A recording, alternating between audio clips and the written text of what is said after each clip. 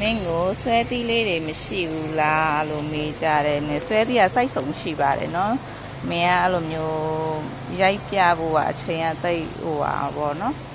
ရိုက်ပြချင်တာတွေကများနေတော့လေနော်ဒီမျိုးဒါဆိုငွေတယ်တွေပဲပေါ့နော်အဝါကြီးလေးတွေပဲစီကာလာလေးပေါ့နော်ဒီလိုငွေတယ်မှာအနီလည်းရှိတယ်အနက်တွေလည်းရှိတယ်အမြင့်တွေလည်းရှိတယ်ပေါ့နော်ဒါငွေတယ်တွေဒါကြတော့ကာလာဆန်းအဆန်းတွေပေါ့နော်ဒါရေးဆိုလဲအဆန်းတွေပေါ့နော်ကာလာဆန်းအဆန်းလေးတွေထဲမှာအဲ့လိုဆန်းဆန်းလေးတွေပါတာပေါ့နော်အဆန်းလေးတွေပါတာလေးတွေပါဒါဆိုပပုလေးတွေနော်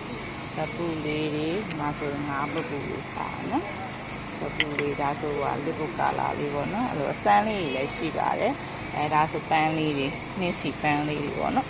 နှင်းစီပန်းလေးတွေဒါဆိုဒီဇယ်စိမ်းတွေဒီဇယ်စိမ်းတွေကအများကြီးရှိသေးတယ်နော်ဒါဆိုခရမ်းပြေးလေးနော်ဒီဇယ်စိမ်းတွေကအများကြီးရှိသေးဒါဆိုရွှေမှုံနေဒါဆိုလက်ဖက်စိမ်းထဲမှာရွှေမှုံနေလက်ဖက်စိမ်းထဲမှာရွှေမှုံနေနော်ဒါတွေကလက်ဖက်စိမ်းထဲမှာရွှေမှုံနေပါအစမ်းကြီးပေါ့နော်ဒါဒီတစ်ပကံလုံးကရွှေမှုံစမ်းနေပြီပဲပေါ့နော်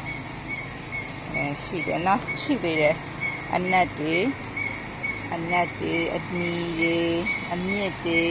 ဒီဇယ်စိမ်းတွေအဝါတွေကြံလေးရယ်နော်ဒီနေ့တရက်နည်းနည်းတော့ပြသွားမယ်လीနော်ဒီထဲကနေပြီးတော့လိုချင်တာရချင်တာလေးရှိရင်မေးလို့ရပါတယ်နော်ဒီပင်လေးထောက်ပြီးတော့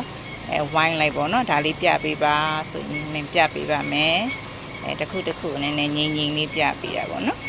ရွေးလို့ရအောင်ဒါဆိုနှင်းစီလေးဒါကတော့ဒီစိမ်းနေဒါရွှေမှုံကျေးဇူးပါကြည့်ရှုပေးကြတဲ့တယောက်စိန်ကိုကျေးဇူးအထူးတင်ပါတယ်